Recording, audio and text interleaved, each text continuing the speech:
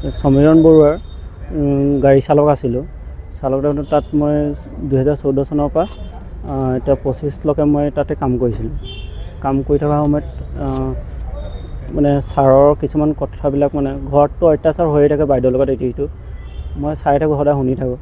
কিন্তু তাৰ পাছত বাইদেউ মোক ক'লে যে কথাটো অলপ গুৰুত্ব দিবি, তই জান চব কথা কিন্তু মোক নকওঁ। মই বাইদেউ নজনা কথাটো মই কেনেকৈ ক'ম আপোনাক, জানিলে মই মিছা মাত দি কি কৰিম। তাৰপৰা এদিন মই দেখিলোঁ, দেখাৰ পাছত মই বাইদেউক কৈ দিলোঁ কথাটো, সঁচা কথাটো। বাইদেউ মই দেখিছিলোঁ ছাৰক। তাৰপিছত দেখাৰ কাৰণে সেইদিনাখনেই 2025 চনৰ ফেব্ৰুৱাৰী 21 তাৰিখ দিনৰ মানে বিল্ডিঙত মানুহ আহি পিনি মোক মানে ওপৰত নি পিনি মোক অফিচত ঝাৰু মৰালে, মাতি পিনি আমাৰ তাত ভাড়া দিয়া মানুহৰ নম্বৰ বিচাৰিলে এজনৰ, যে বিলটো সোমোৱা নাই।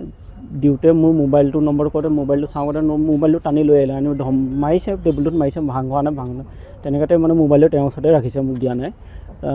লৈ পিনি তাৰপিছত তলৰ মানুহবিলাকক মাতিলে আহিলে, তাহাঁতি আহি পিনি আৰু যোনে যেনেকৈ পাৰিছে ধূপ ধাপকৈ মোক মানে আখৈ ফুটা দি ফুটিছে আৰু গালত ঘোচা পেটে য'তে ত'তে মাৰিছে। মৰাৰ পাছত মোক পূৰা মাৰিলে। তাৰপিছত কৈছে ইয়াক ব্লাইণ্ড পেপাৰত চহী কৰাম বোলে, ইয়াৰ অকাত মই দেখুৱাইছোঁ, বাগানীয়া চালা আদিবাসী জাতি বেয়াকৈ মন্তব্য কৰি পিনি, তোৰ কিমান অকাত আছে আমি দেখাই আছোঁ তোক, গম পোৱা নাই, বেয়াকৈ মানে কৈছে আৰু ক'বলৈ মোক বেয়া লাগে ইমানখিনিকৈ। জাতিটো লৈ কৰিলে। তাৰপিছত চহীটো কৰিলোঁ, মই চহী কৰি দিছোঁ আৰু মোৰ নিজৰ সম্পত্তি নাই, এটকা দুটকা পইচা নাই, সম্পত্তি নাই, কি ল'ব, মোক কিবা ফচাব মই গম পালোঁ অলৰেডি, আধা মৰা কৰিলে এইডোখৰত। তাৰপিছত মোক ছাৰ সেইফালে গৈ পিনি বহিলে, বহাৰ পাছত আৰু কৈছে নাই ইয়াক কেলৈ ফ্ল'ৰত থুই পেলাম বুলি এনেকুৱা কৈছে। মই কৈছোঁ তাৰপিছত কৈছে মইতো এতিয়া বাচিব লাগিব ন নিজৰ, সেইটো ইমান বেয়াকৈ মাৰিছে। ইয়াতো মানে মোক প্ৰাণে মৰা ভাবুকি পূৰাই লৈছিলে, চুকাস্ত্ৰ বিচাৰি ফুৰিছিলে, নেপালে। পোৱাহেঁতেনটো বেলেগ ধৰণে এটেক কৰিলেহেঁতেন মোক। তাৰপিছত ফ্ল'ৰটোত থুৱাই পিনি চেলেক্ট কেলা আদিবাসী জাতি এনেকৈ কৈছে। মই কৈছোঁ কি ক'ম আৰু সেইটো তেনেকৈ মোক বেয়াকৈ কৈছে। তাৰপিছত মই উপায় নাই, মই চেলেকি দিছোঁ, কাৰণ মোৰ জাতি আৰু মোৰ নিজৰ প্ৰাণটোৰ কাৰণে, আৰু ভৰি চেলেকাইছে, মই চেলেকি দিছোঁ।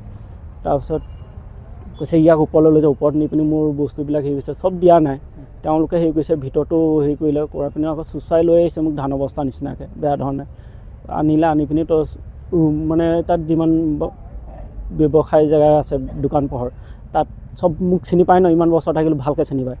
সেই ইয়াতো মোক কৈছে ই চুৰ কৰিছে, বহুত দিনৰ পৰা চুৰ কৰি আছে, ই আজি ধৰা পৰিলে, ইয়াক আজি ধৰিলোঁ, ই আজি ক'ত যাব, ইয়াৰ চুৰ আজি আমি গম পাইছিলোঁ। মই বেয়া হেৰি কৰি পিনি তাৰপিছত তলত অনাৰ পাছত মোক ইমান হেৰি ভদ্ৰ মানে যেনিবা সমীৰণ বৰুৱা ছাৰ ভদ্ৰ, মই বহুত ভাল মানুহ।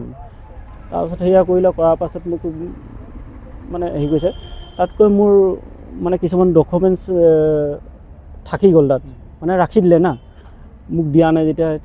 তাৰপিছত ডকুমেণ্টছ মানে মোৰ ভোটাৰ কাৰ্ড, পান কাৰ্ড, আধাৰ কাৰ্ড আছে আৰু ড্ৰাইভিং লাইচেঞ্চ আছে।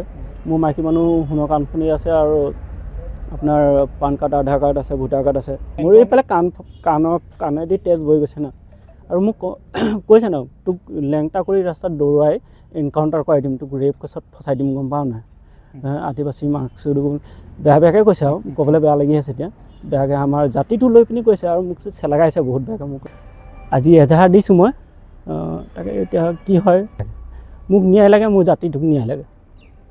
যোৱাকালি আমি সংবাদ মাধ্যমৰ যোগেদি এটা ভিডিঅ' দেখিবলৈ পাইছোঁ। তাতে আমি আমাৰ আদিবাসী সুসন্তান তিতাবৰ দাংধৰাৰ বিপুল ওৰাং নামৰ এজন ব্যক্তিক সমীৰণ বৰুৱা নামৰ ব্যক্তিয়ে তুচ্ছ তাচ্ছিল্য কৰাৰ লগতে দলবদ্ধভাৱে আক্ৰমণ কৰি মাৰপিট কৰাৰ লগতে তেখেতৰ নিজৰ ভৰি চেলেকিবলৈ বলপূৰ্বকভাৱে বাধ্য কৰাইছে, আৰু থুই চেলেকিবৰ বাবে বলপূৰ্বকভাৱে বাধ্য কৰাইছে।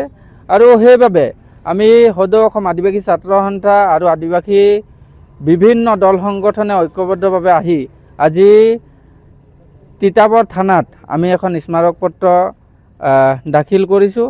আৰু আমি সেই সমীৰণ বৰুৱাই যি তুচ্ছ তাচ্ছিল্য কৰা আৰু আদিবাসী জনগোষ্ঠীটোক লৈ পেলানি যি গালি গালাজ দিছে, লগতে যি আদিবাসী যুৱক এজনক ভৰি চেলেকিবলৈ যি বলপূৰ্বকভাৱে বাধ্য কৰাইছে, তেনে নিন্দনীয় কাৰ্যক আমি তীব্ৰ নিন্দা আৰু ধিক্কাৰ জনাইছোঁ সদৌ অসম আদিবাসী ছাত্ৰ সন্থাই। আৰু অতি শীঘ্ৰেই আমি স্মাৰক পত্ৰত লিখিছোঁ যে অতি শীঘ্ৰেই সমীৰণ বৰুৱা তথা সেই দলটোক অতি শীঘ্ৰে চোচৰাই আনি আৰক্ষীৰ আওতালে আনি আমাৰ বিপুল ওৰাঙক উচিত ন্যায় দিবৰ বাবে আমি সদৌ অসম আদিবাসী ছাত্ৰ সন্থাই দাবী জনাইছোঁ। অন্যথা সদৌ অসম আদিবাসী ছাত্ৰ সন্থা লগতে আদিবাসীৰ বিভিন্ন দল সংগঠনে আমি গণতান্ত্ৰিকভাৱে কাৰ্যসূচী ল'বলৈ বাধ্য হ'ম।